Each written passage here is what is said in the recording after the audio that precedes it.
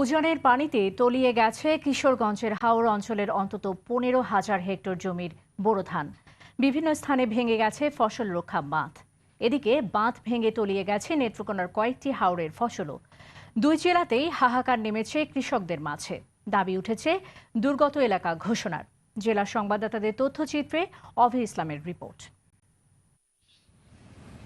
ধানের শীষে হাওর জুড়ে খেলা করছিল সোনালী রং। বৈশাখে ধান কাটার স্বপ্ন দেখছিলেন কৃষক, কিন্তু তার হয়ে ওঠেনি। ঢলের পানিতে তলিয়ে গেছে কৃষকের স্বপ্নের ধান। অনেক কৃষক আধা পাকা ধান কোনো রকমে কাটতে বাধ্য হচ্ছেন।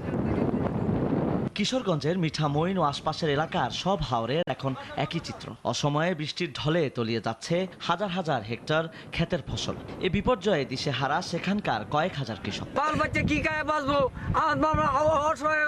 এই বান্ধা পড়িয়া অনেক কিছু কথা যে ভাই 3,000 টাকা বনটা আমরা মাটি কাটাইতেছি, এরপরে আবার পুনরায় আরেকটা বান ভিতর দিয়ে পানি শোয়া আবার বান্ধিতেছি। এই পথে আমরা আছি। হাওর অঞ্চলকে দুর্গত এলাকা ঘোষণার দাবি জানিয়ে জরুরি সাহায্যের আবেদন জানিয়েছেন খোদ স্থানীয় সংসদ। 3 উপজেলার কৃষি অফিসার এবং ব্লক সুপারভাইজারদের দায়িত্ব দেওয়া হয়েছে, তারা যেন এই ক্ষয়ক্ষতির পরিমাণটা নিরূপণ করে। এদিকে টানা বর্ষণ আর পাহাড়ি ঢলে নেত্রকোনার হাইজদা ফসল রক্ষা বাঁধ ভেঙে গেছে।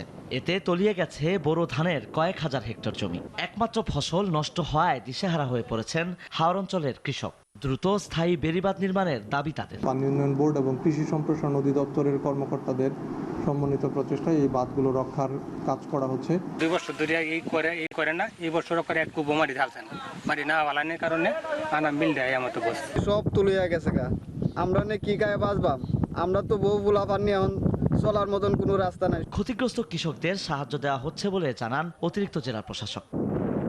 অভি ইসলাম, আর টিভি।